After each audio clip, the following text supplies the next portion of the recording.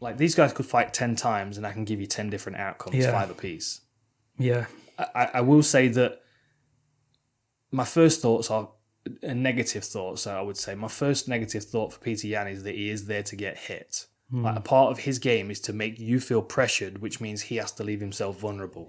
And he's got great defense, and he pressures people into trying to throw things to keep him away, which is then when he starts to capitalize, slip into the outside of punches, closing distance. We were just talking about boxing footwork before we started recording. And I likened him to Dmitry Pirog and his footwork and that old the Ketchel shift. He does a lot of that stepping through footwork. And someone like Aljamain, they're so mobile and so agile, I don't know as he's had to have the same thought process with footwork because it's just kind of there for him. He just moves well.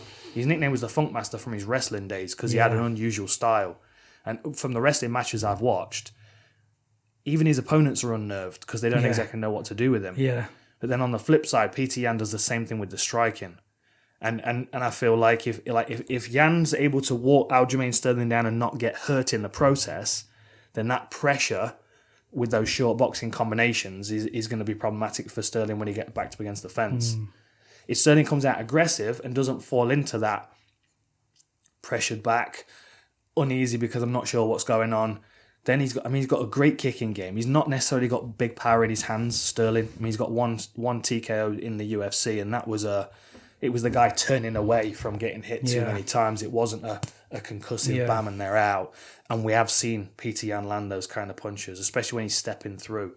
I can sort of see Sterling knowing that Petr Yan is going to try and pressure him and walk at him and just not have any of it and come at him.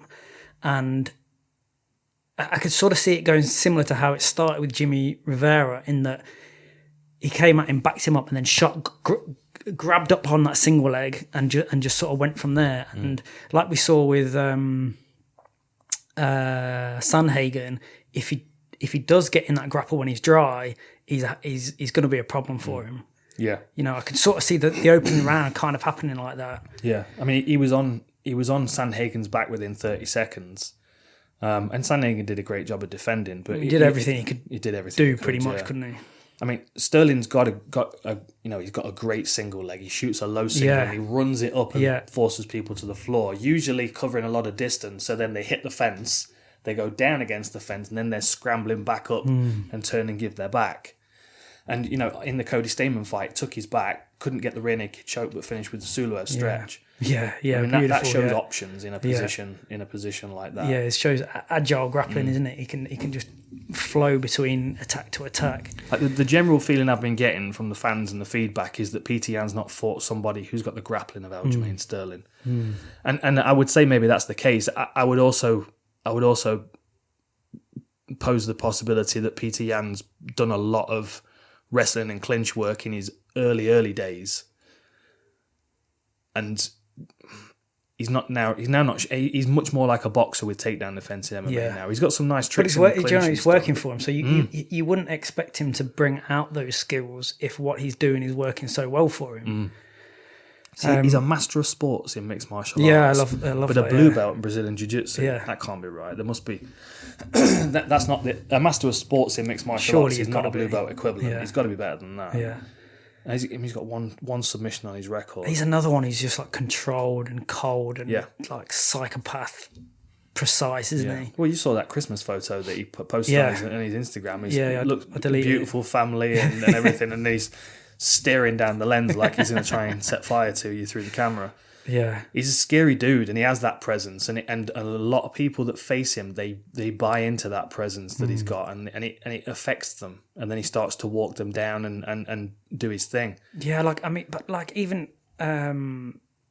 Pedro Munoz tried to walk Sterling down, like he got in his face and tried to walk him down. So it's not a picture he hasn't seen. He did, but he didn't at the same time. Like the difference with Munoz is he walks people down, but in a way that is much more of it. He's following them. Right, yeah. You know what I mean? Yeah. Like if you watch the way that Petr Yan fights, like he'll shadow someone to the fence, and as he sees them drifting across, instead of just chasing them and then giving them the outside, laterally micro shift across, out and repressures and drifts out and repressures, and that's not something we see from Pedro Munoz. which is why Sterling was able to kind of keep getting around him. Yeah, okay. You know, Yeah. he would rush in, throw weird punches out off weird angles, and then go again. I don't even think Petr Yan's going to move back a great deal.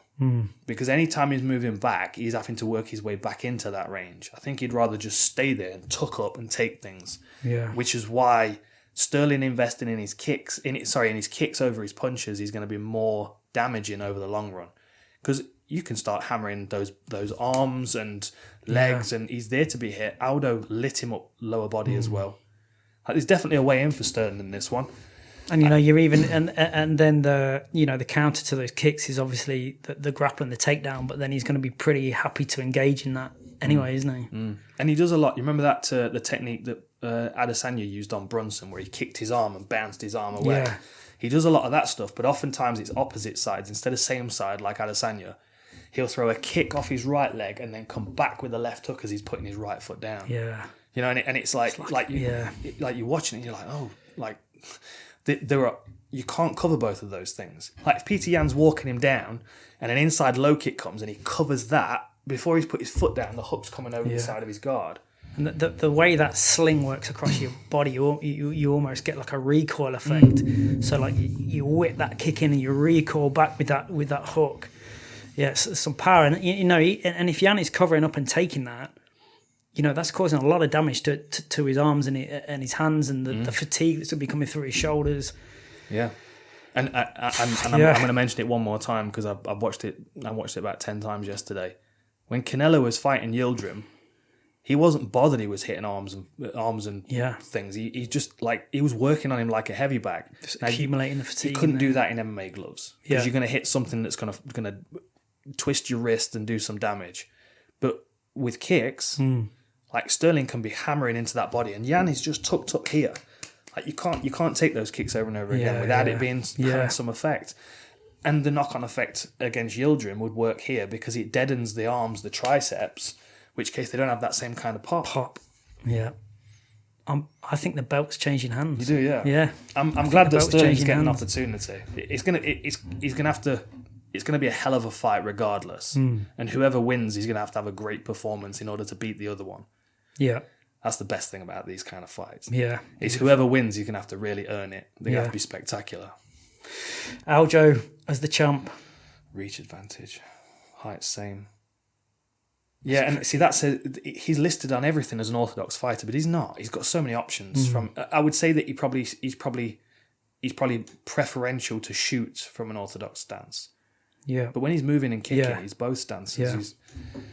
Okay, so you're locking in Aljo. Lock him Aljo. I think we got the first of the titles is going to change hands.